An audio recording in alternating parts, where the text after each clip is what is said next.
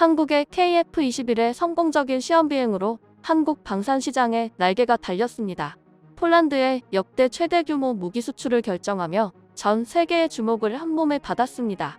특히 FA-50의 개량형 모델도 공개되며 앞으로 KF-21 개발에 적잖은 도움을 줄 것으로 보여 기대가 더욱 커지고 있습니다.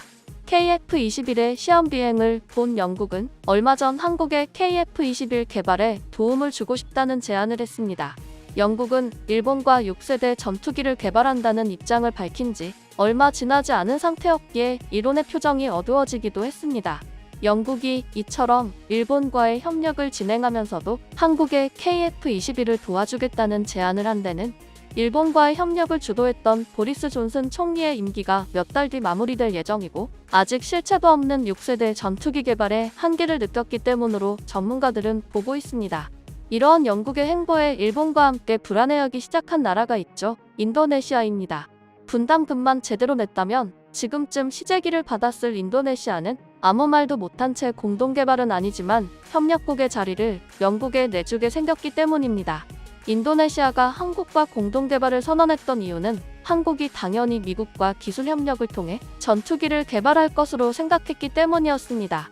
그렇게 되면 자신들은 별다른 노력 없이 미국의 기술이 들어간 전투기를 받을 수 있을 것으로 본 것이죠. 하지만 미국이 기술 이전을 해주지 않아 한국이 독자적으로 기술을 개발하기 시작하자 마음에 들지 않았던 인도네시아는 한국에 분담금을 납부하지 않기 시작했습니다. 한국에는 돈이 없다며 분담금을 내지 않으면서 대놓고 라팔 전투기와 미국산 전투기를 구입하기 시작했습니다. 하지만 모두의 예상과 달리 한국은 엔진을 제외한 대부분의 기술을 국산화에 성공하며 시험 비행마저 성공하자 아시아 순방을 하던 인도네시아 대통령이 오늘 한국을 방문합니다. 조코 위도도 대통령이 방한을 약속할 당시 KF-21 분담금 납부에 관해 심도 있는 대화를 할 것으로 밝혀 한국 네티즌들은 분노했습니다. KF-21 사업이 빛이 없는 터널을 지날 때는 분담금 납부를 미루면서 타국의 전투기를 사더니 개발이 순조롭게 진행되고 선진국들의 찬사마저 받자 이제 와서 분담금에 대해 이야기를 하겠다는 것입니다. 심지어 한국이 힘들게 독자 개발한 기술들을 이전해달라는 요구를 하고 있습니다. 하지만 한국은 KF-21 시제기 제공을 거부하며 강경한 모습을 보이고 있습니다. 상황이 이렇게 되자 인도네시아 내부에서는 한국이 자신들이 지급했던 돈을 돌려주고 KF-21에서 인리 국가를 빼는 것 아니냐는 주장이 나오고 있다고 합니다. 한편 조코 위도도 대통령의 방안으로 이뤄지는 정상회담 의제에 한국형 전투기 KF-21 보라매 사업에 대한 인도네시아 측이 미납분담금 문제가 주를 이룰 것으로 보여 주목되고 있습니다. 이에 정부 고위 관계자는 조코위 대통령과의 회담에선 한 인도네시아 협력 관계가 논의된다며 KF-21 분담금 문제도 자연스레 다뤄질 것이라고 전했습니다. 그리고 인도네시아가 작년 11월 분담금의 30% 약 4,800억 원을 현물로 납부하기로 합의했지만 이마저도 제대로 이행되지 않자 방사청 관계자는 인도네시아 측으로부터는 현물보다 현금을 받아야 한다라고 말했습니다. 그런데 일각에서는 인도네시아와의 KF-21 사업 진행에 있어 분담금 문제가 아니더라도 상당히 신중할 필요가 있다고 말하는데요.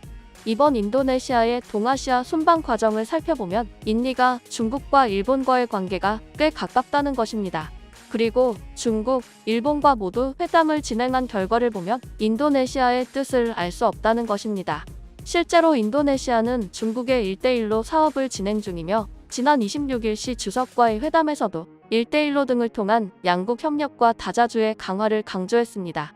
두 정상은 양국 관계가 중대한 전략적 의미와 심원한 글로벌 영향력을 가지고 있다는데 인식을 같이 하고 최근 들어 전례 없는 세계적 변화에 정치, 경제, 인적교류, 해양사업 등 4대축 협력을 통해 새로운 시너지를 창출해 공동 발전을 이루기로 했습니다.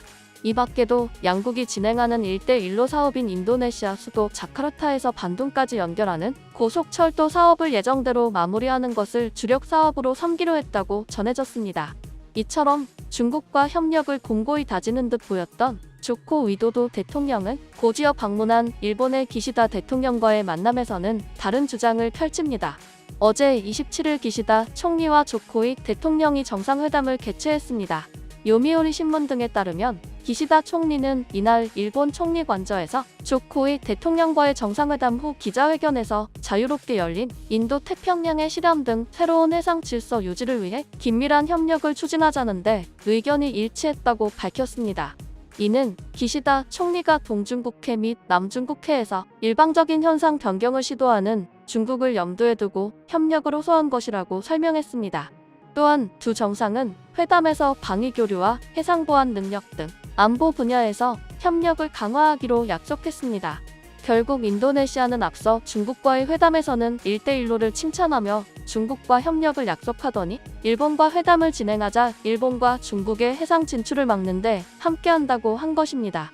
심지어 인도네시아는 이번 회담에서 도쿄전력 후쿠시마 제1원 자력발전소 사고에 따른 일본산 식품에 대한 수입 규제를 모두 철폐한다고 전했습니다. 조코이 대통령이 후쿠시마 사고 이후 이어졌다 일본산 식품에 대한 수입 규제를 모두 철폐했다고 전하자 기시다 총리는 해당 지역 주민들의 용기를 주는 것으로 환영한다고 말했습니다. 중국은 후쿠시마산 식품에 대해 연일 비판을 하는데 앞서 중국과 협력한다던 인도네시아는 일본과의 회담에서 후쿠시마산 식품 수입 규제를 없앤 것입니다. 이번 중국과 일본과의 회담만 보더라도 앞뒤가 다른 모습을 보이는 인도네시아인데 한국에 앞으로 어떠한 입장을 취할지 알 길이 없다는 것입니다. 만약 분담금을 납부해 공동사업이 계속해서 이어진다면 인도네시아에 제공된 시제기가 또 다른 국가에 전해지는 등 위험이 생긴다는 것입니다. 특히 인도네시아가 1대1로 사업을 진행하고 중국과의 협력을 지속하는 인니의 행보를 가볍게 여기면 안 된다는 것이죠. 실제로 현재 중국은 KF-21 시험 비행과 개발에 대해 가장 예민한 반응을 보이고 있습니다. 중국 내부 전문가들도 국산 초음속 전투기 KF-21 보라매가 향후 대량 배치된다면 지역 공군력 균형의 변화를 초래하고 세계 전투기 시장에서도 강한 경쟁력을 갖출 수 있을 것으로 판단했기 때문입니다.